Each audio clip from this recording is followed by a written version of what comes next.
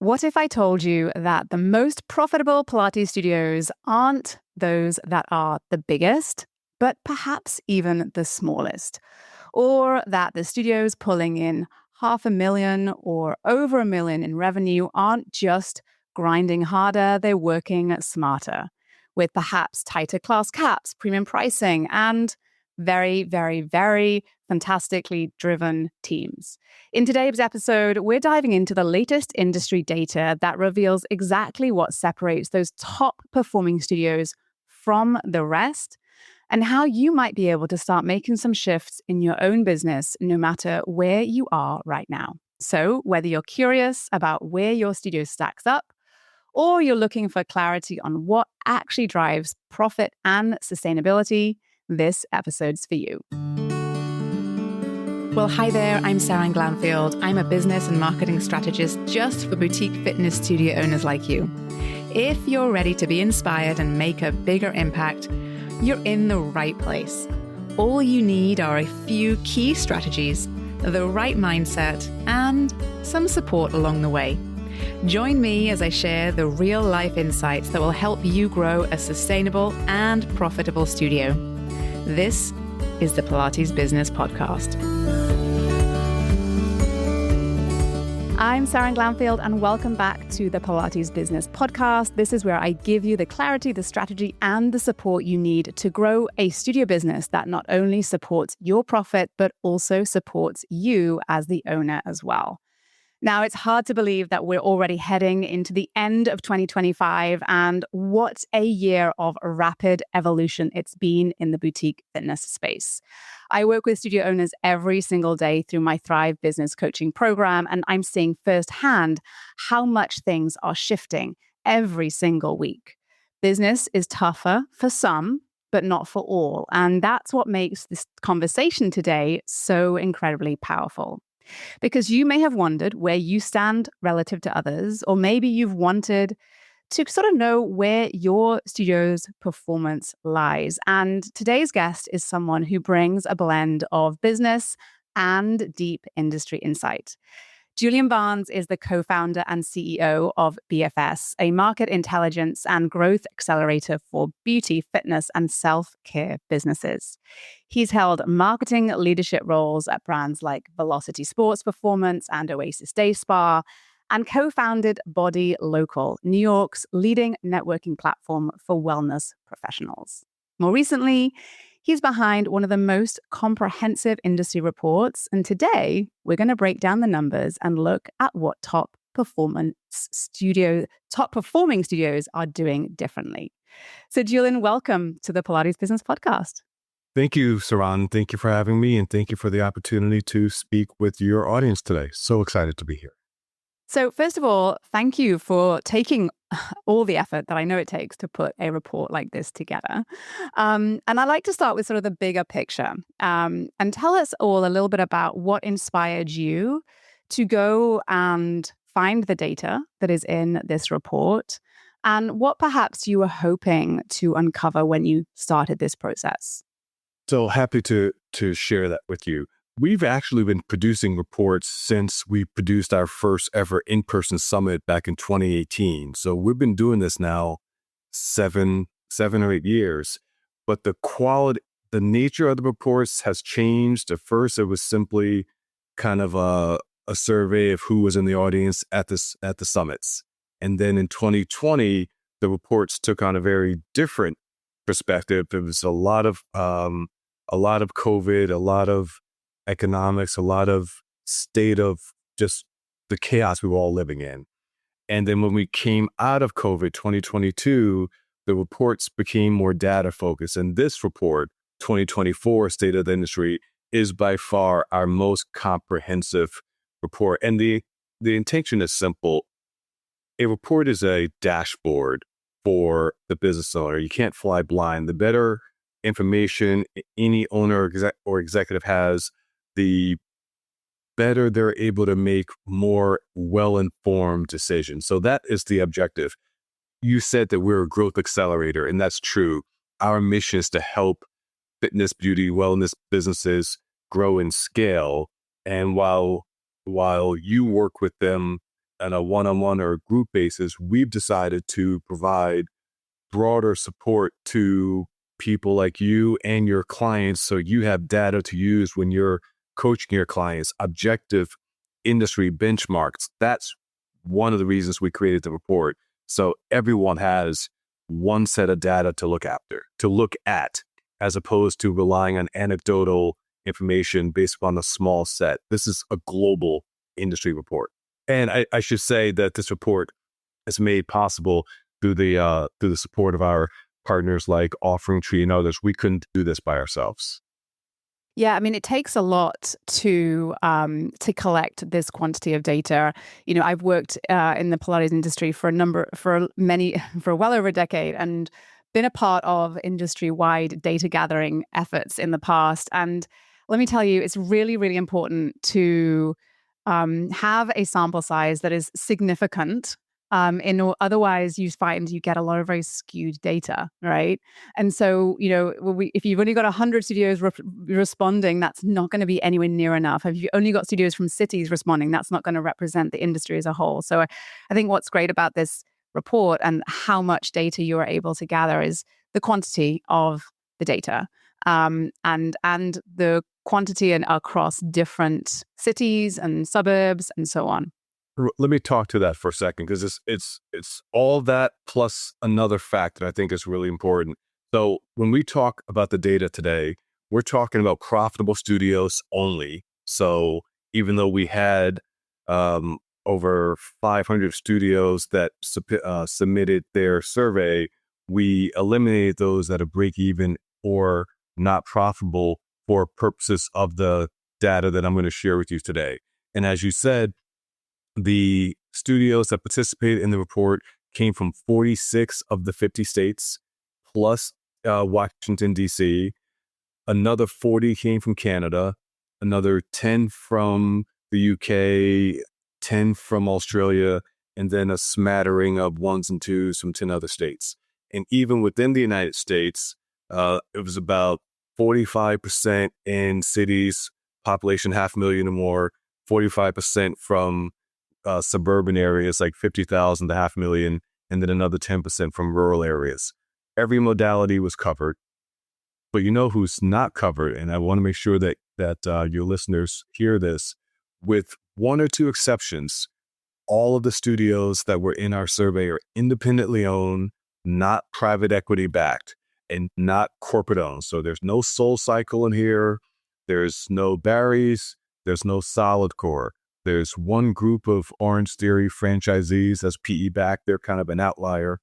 Overwhelmingly, the studios in our survey have one location, like 71% have one location. Another 18% have 2 or 3 locations. So the data is for profitable studios all over the country that are overwhelmingly individually owned, 3 or fewer. In other words, mom and pop. That's who our data is referencing. Yeah. And I think it's a really important distinction to make. Okay. So why don't we talk about some of the findings? So why don't we talk about some of the sort of the higher level, big findings that we got out of this report? What did you discover? Well, so the biggest surprise to me was that, and this was across the board, not just for Pilates studios, but the biggest surprise across the board was that the studios that had the highest total revenue and the highest profit margin have a dedicated manager. And I'm using the word dedicated as opposed to full-time. By dedicated, I mean I'm excluding the instructor who you might pay to do 5 hours of admin work. That's not a manager. A dedicated manager has the primary responsibility of either developing and or implementing the SOPs that run the studio. And when you think about it, the second takeaway was that there's no magic bullet to success. The most profitable studios are implementing, some might say, boring, basic SOPs, and they're implementing them consistently and rigorously. And by that, I'm talking specifically about a framework that we identified through the data. And that framework we call FER. That is finding new leads consistently every month, enrolling those new leads into your community, and retaining those members of your community by minimizing churn and having long LTV. That's what profitable businesses do: find, enroll, retain. And so it's no surprise that studios that have a dedicated manager whose full-time or whose primary responsibility is to implement the SOPs to find, enroll, and retain, it's no surprise that there's a correlation, that the studios that have a dedicated manager have someone whose job it is to make sure that they are following the FER framework. So the FER was not a surprise. The dedicated manager was a surprise. So that's probably the number 1A and 1B takeaways for us. Yeah, for sure. And it's, so like you said, it's not a surprise. It makes a lot of sense. But it's an interesting, like, consistent data point. Can I add to that for a second? Because one thing that's kind of hidden about the point about managers and revenue, I want to emphasize the highest total revenue, right? Because we know there are a lot of owner-operator studios in smaller markets where the owner is teaching half the classes and doesn't have a manager, and they can have a high profit margin because they don't have a lot of payroll, but generally they don't have a very high total revenue. In other words, there's a ceiling to the amount of revenue that an owner-operator business is going to make if they don't have someone else helping them do those other things. And that's not a judgment, right? That's not better or worse. It's just a fact that, or at least it's a fact from our report, our data, that when you have a manager, that helps you increase your total revenue and increase your profit margin. So the takeaway would be, if your goal is to make as much money as you possibly can, you may want to consider investing in your manager. But if your goal is simply lifestyle, you love teaching, you want to teach, and you don't really want to build a big business, then you can certainly have a profitable business without investing in a manager. There's just going to be a ceiling. There's likely to be a ceiling to your top line revenue if you don't invest in a manager. Yeah, and I would be inclined to add to that, where what I've observed is that there are many owner-operator founders of studio businesses out there who spend or dedicate themselves to the management of the business, who have exceedingly successful businesses and exceedingly profitable businesses towards the higher end of what the data would be well above actually the data that we have seen. But the key is, I think, that it's the dedicated element. And so they have dedicated more of their time towards business management, investment in their business growth, and that they have perhaps replaced themselves within the sort of the teaching sort of hours of their business. Correct. So I think that there is a few different ways to get to that outcome, and sometimes it's hiring externally. Well, I should say both ways it's hiring externally, but some ways it's hiring externally to replace other roles in the business. And sometimes it's sort of replacing yourself, right?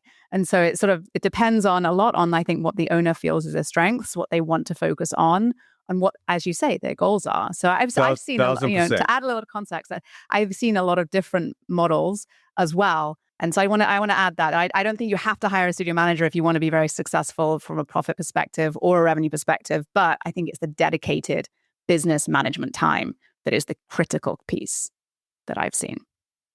Okay, let's talk a little bit about some of what the data tells us in terms of profit margin and revenue and so on. Because I think when people think about business data, they're wondering, okay, this is how much money I'm making, how much money is everyone else making? Is that studio that it looks really busy and has all that fancy branding? Are they actually making any money behind the scenes? So let's talk a little bit about the findings from the top line and profit margin perspective from the Pilates Industry Report. Let's go big picture for a second. As you stated, we surveyed the entire industry, and today we're talking specifically about the recent Pilates sub-report that we released. But across the entire industry, Pilates studios had the highest total revenue and the highest profit margin. So that's, I think, a good starting point. So for example, let me see here. The average profitable Pilates studio in our survey made less than $500,000. We don't know exactly what that number is, but the category was less than 500,000, 500,000 to $1 million, $1 million plus per location, right? So you could run a profitable Pilates studio at a 500,000 revenue, and their profit margin was more than 20%, compared to all studios was 10 to 19%, and yoga studios was less than 10%. So again, Pilates studios had a greater percent. The Pilates studios in our report that were profitable had a greater percentage of those studios earning a 20% profit or more, 20% profit margin or more. And anecdotally, we know of quite a few profitable studios that were close to 35% to 40% profit margin. And let me back up, because I misspoke regarding the annual revenue. There's a split among the profitable studios' top line revenue. There was a split between studios making over $1 million. So 35% of the profitable Pilates studios in our report made over $1 million. And another 35% made between $500,000 and $1 million. So consistent with the first finding that Pilates studios are generating higher revenue and higher profits than any other modality. And then they are quite a few of them are generating profit margins close to 35, 40%, but the average was above 20%. Yeah. And that's consistent with what we see as well on what I see amongst the studio owners that I work with, for sure. So if you're listening in, that's a good goal. And I think that as a benchmark, or as a relative to other modalities, right? Other types of studios, whether that's spin or yoga, how does, you mentioned kind of briefly, but I just want to review one more time. How does Pilates sit relative to, say, a yoga studio, a bar studio, or a spin studio? What did you see there, relatively speaking? So we have 4 categories. We had all modalities, or 3 categories. All modalities, Pilates, strength, yoga. So 4 categories. The all modalities category profitability was 10 to 19%. The strength studios were 10 to 19%. The yoga studios were 1 to 9%. And so the fact that Pilates studios are more profitable and generating higher revenue is not a surprise to anyone following the Pilates industry over the last couple of years. What I think is interesting is the speculation about why. And I say speculation because the report doesn't give the why. We can just have a conversation about why that is. And some of the reasons we think some of the reasons that drive the profitability for Pilates studios is kind of the basics of any business. What are the 2 biggest expenses for any brick and mortar business, regardless of what they sell? It's rent and payroll. And the nature of Pilates studios, especially reformer studios with 6 to 12 reformers, generally they only need about 1,500 square feet. So you're talking about smaller spaces. Smaller space means smaller rent.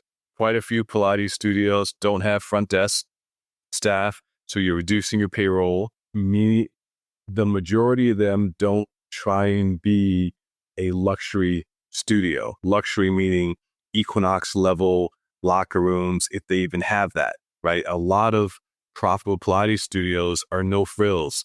12 reformers, a bathroom, a water fountain, a little cubby box for your shoes, and that's it, right? And so you're minimizing your build out costs, you're minimizing your rent, you're minimizing your payroll if the instructor is serving as the front desk person, as is often the case. So those are the 2 primary reasons we believe profitable that Pilates studios are. And I should say, there's a third really important thing. I said it indirectly, the scarcity, right? We know a significant driver of premium products and services, regardless of the type of service, is the scarcity of the service. Why is the Birkin bag so expensive? Because you can't get it everywhere, right? You can only get a handful of them.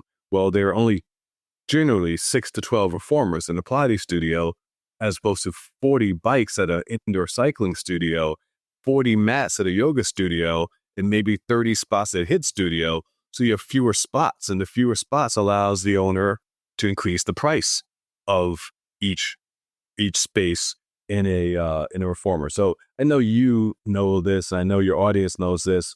I'm just validating that the data supports what many of us have believed anecdotally.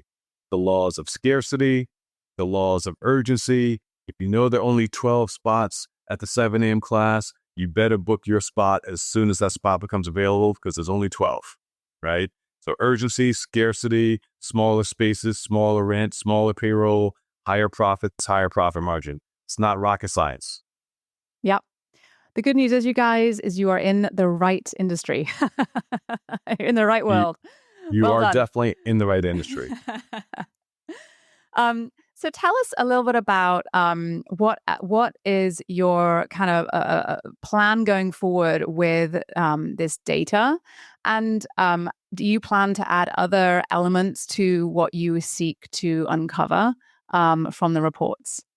Absolutely. So we think about it like the report should be a tool that business owners have access to on a regular basis. So instead of thinking about completing the survey once a year, we've actually rebranded the survey as the BFS assessment. And you can take the assessment as often as you want. And we're going to be encouraging owners and executives to conduct the assessment at least quarterly. And the reason for that is because and it's obviously was not obvious. Let me just remind people, there's no charge to take the assessment. It's free. You can get it on our website, bfspilatesreport.com, take the assessment. So why should everyone take the assessment more than once a year? Well, because when you take the assessment, you will instantly receive the BFS scorecard. And the scorecard has 5 KPIs in it that I'm sure you've talked about with your audience over the last decade. These KPIs are number of leads per month, conversion rate of lead to first visit, conversion rate of first visit to next purchase, however you define that next purchase, number of recurring payments per month, churn, and LTV.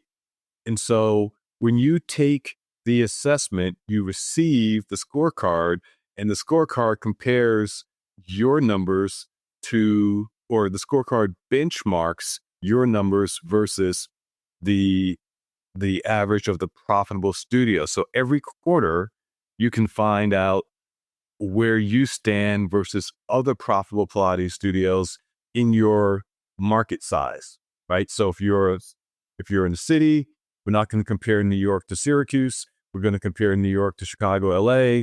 We'll compare Syracuse to Naperville, to Huntsville. So suburb to suburb, city to city. So what we're going to be doing in 2026, in addition to producing the 2026 State of the Industry, is encouraging owners and executives to complete the assessment on a quarterly basis and receive their scorecard for benchmarking purposes on a quarterly basis. So the owners and executives and managers have real-time data, real-time on a quarterly basis to help them check in where they are, adjust where they need to, rather than wait once a year. I mean, a year is a long time, right? Things happen quickly. So we're going to be doing that, those two things.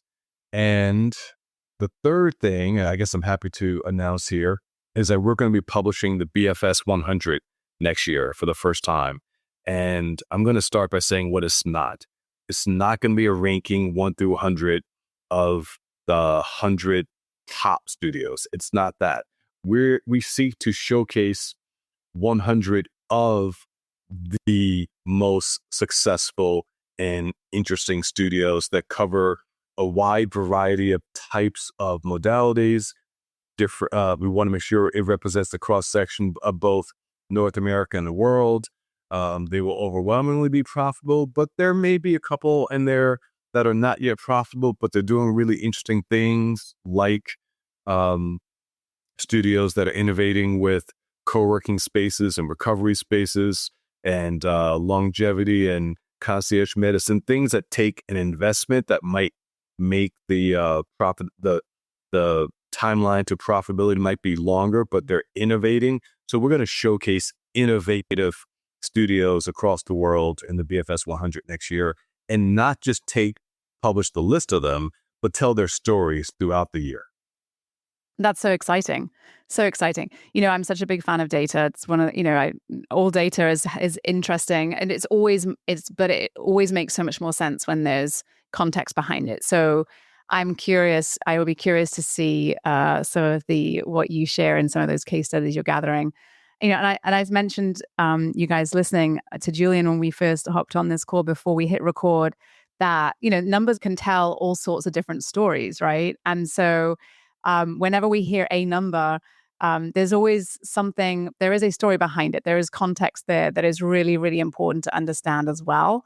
And so when we see data points, it's sort of one piece of this story. And it's important to know where that data's come from and what it's really telling us and what it might be missing from it as well. So whenever we get these reports, I'm always so curious. And I think that this report, and I'm excited for the future reports, is to see, because you break it down in a way that is really informative and really helpful to studio owners in the industry. So I'm excited for that. Glad to hear that.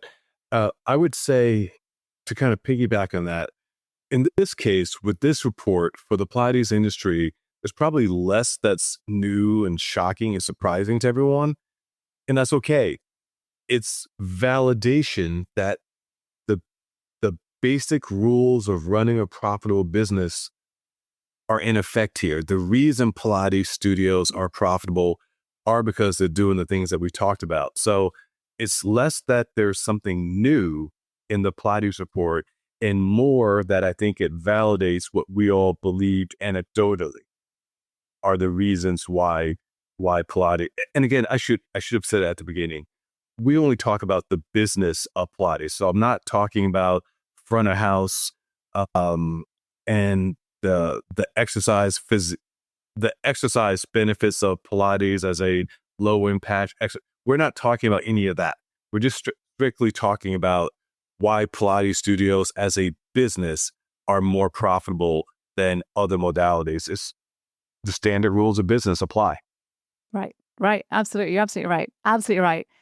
There was nothing, there was some interesting data points that, as you mentioned, having a studio manager is sort of it was an interesting sort of, that was interesting. And seeing, I think, we've talked a lot and have talked a lot in the past about, profitability across, the entire industry and how many studios are profitable and how many are not. And I really like how, you were clear about, this data is based off of profitable studios. So we're not being skewed by perhaps people who are not quite there yet. And so that's really important context for this, because I think that there is a lot of noise out there with other data that we can see and find that isn't as sort of focused on that group that perhaps we're most actually, when we think about data and how to organize data, we're actually most interested in. Well, so I'm glad you mentioned that, because you asked me at the beginning, why did we produce this report? The primary reason was to be able to show studio owners what the path to profitability is for their modality and their market size. That's why we asked the question, two questions that we did not ask in prior surveys. We asked your market size and we asked your profitability. And that allows us to segment every question by profitability, modality, and market size, so we can compare apples to apples and oranges to oranges. And that makes the data more relevant to the person listening. And they won't say, or they have less reason to say, oh, well, they probably had, private equity investors, or they probably had, a big corporate marketing team. Nope, not the people in this survey. People in this survey are individually owned, self-financed, 3 locations or fewer, overwhelmingly in 1 location. So in other words, what we hope someone takes from this report is the realization and the inspiration that they can do it too, because there's no magic bullet in this report. There's no one say, oh yeah, we dumped $10,000 a month in paid ads. Nope, not the case. The number one most effective lead gen tactic among profitable studios across all modalities is referrals. By far, like 100% higher than number two, which is paid ads. So note, paid ads is still number two. Profitable Pilates studios are investing in paid ads, but it is half. There was at half the responses of number one, which is referrals. So as we wrap up, I would go back to, if you ask me what the theme of this report is, it is a reminder to go back to basics. And the basics are find new leads consistently, primarily through referrals and a little bit of digital ads. Implement SOPs to nurture those leads so they walk into the studio, deliver a phenomenal experience before they walk in, when they walk in, during the class, after they leave the class. Deliver a phenomenal experience to both convert them into members of your community and to keep them, convert them into recurring payments, keep them for as long as possible. Those are the basics. And the studios that implement those basics consistently and rigorously have higher total revenue and higher profit margin. It's just that simple. Absolutely. And one of the things that isn't in the report, and I think is always interesting to think beyond the numbers that are in front of us, is that there is no franchise businesses in this report, which means that you do not need to be a franchise in order to be successful. And there's a lot of noise amongst owner operators and founders of studios who feel perhaps they are on the back foot because they are not a franchise, or because franchises maybe have a deeper pockets and are PE backed, right? And so when we see this report, what it does is exactly as you say, it gives you, it shows, right, proven validation that it is absolutely possible to build your business. So I would amend what you said there slightly. There are some franchisees represented in the report. And I think there's a lot of misunderstanding among independently owned studio owners who think franchisees have more support than the independent studio. No, it's the same business, the same rent, the same payroll. And within the fitness world, the only franchise that advertises nationally is Planet Fitness. I don't see any Club Pilates advertisements when I'm watching TV. I don't see any Strong Pilates, any Jet Pilates advertisements. So the franchisees, the individually owned franchisees of these national brands don't have an advantage over the individually locally owned business from marketing, and they have to hire the same instructors. They have to pay the same rent. They have to pay the same taxes. It's the same business from our perspective. Yeah. Awesome. All right. Well, let us know, where can people go to read this report and to get their take the assessment? Yeah, bfspilatesreport.com. That is bfspilatesreport.com. They can take the assessment. Once they take the assessment, they get a free copy of the entire report. They will receive their own scorecard, which benchmarks their performance. All of this is free. We encourage everyone to complete their first assessment by the end of the year, so we can use include your data from 2025 in the State of the Industry report that we will publish in March of 2026. So we'll spend January and February crunching the data, and then we'll release the 2026 State of the Industry in March. So if you have a chance, please visit bfspilatesreport.com before end of this year and take the assessment. Awesome. Thank you so much, Julian. I really appreciate you coming on and sharing all of this information with us. And I look forward to seeing what the next report shows. Well, thank you so much for the opportunity to spend some time with you and your audience today. Really appreciate it. Welcome. So I hope this is helpful to you as you go about building your boutique fitness studio business. If you loved what you heard today and you enjoyed what you learned, I'd be so appreciative if you could take a quick minute, go to wherever you're listening to this, and rate and review this podcast. It would mean a ton to me and help to get this podcast out into our amazing community so that more teachers and studio owners just like you can feel encouraged and supported on their business journey.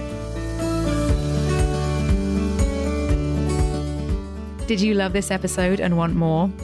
Head to spring3.com and check out my free resources that will help you run a profitable and fulfilling studio business. And before you go, one last reminder, there is no one way to do what you do, only your way. So whatever it is that you want to do, create, or offer, you've got this. Thanks again for joining me today and have a wonderful rest of your day.